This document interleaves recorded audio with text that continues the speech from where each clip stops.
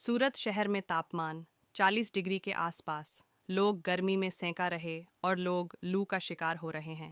लाजपोर के कैदी लू का शिकार न हो जाएं, इसके लिए जेल में ही नींबू पानी और छाछ का वितरण किया गया। कैदियों को गर्मी से बचाने के लिए शेड लगाए गए। लाजपोर जेल में करीब 300 कैदी बंद हैं।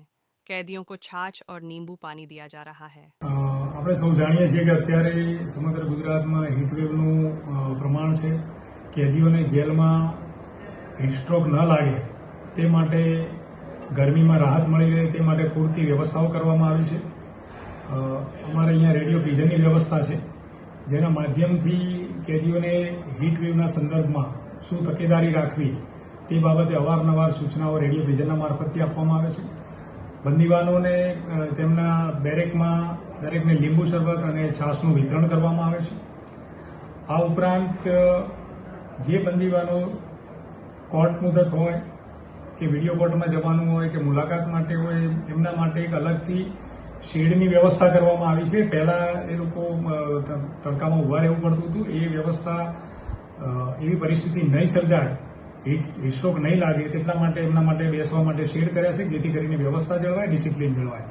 આ ઉપરાંત જે જેલની બહારના ભાગમાં જે બંદીવાનો કામ કરે છે, જે સફાઈથી માંડીને ભજીયા હાઉસનું કામ કરે છે, ગાર્ડનિંગનું કામ કરે છે, એ બધા બંદીવાનો માટે બપોરે તેઓ તેમની ભોજનની વ્યવસ્થા બહાર ટિફિન જે બંદીવાનો બહાર પાર્ટીમાં કામ કરે છે, જેલની બહારના ભાગમાં, જેમ કે ભજીયા હાઉસમાં, પછી બહારના ગાર્ડનના ભાગમાં જે સફાઈનું કામ કે બીજી બધી વ્યવસ્થાઓ જે કામ કરે છે, એ બંદીવાનો માટે અમે એક છાંયડો નામની એક હટના ઝૂંપડી ઊભી કરી છે, જેથી કરીને ત્યાં એ વેસ્ટમાંથી બેસ્ટ કરીને બનાવી છે અને ત્યાં એ લોકો બપોરના સમયે જમી શકે, બપોરના સમયે રેસ્ટ લઈ શકે અને ત્યારબાદ પોતાનું કામ સારી રીતે સંભાળી શકે અને તેમને હીટસ્ટ્રોક ન લાગે તે માટે તે વ્યવસ્થા કરવામાં આવી છે.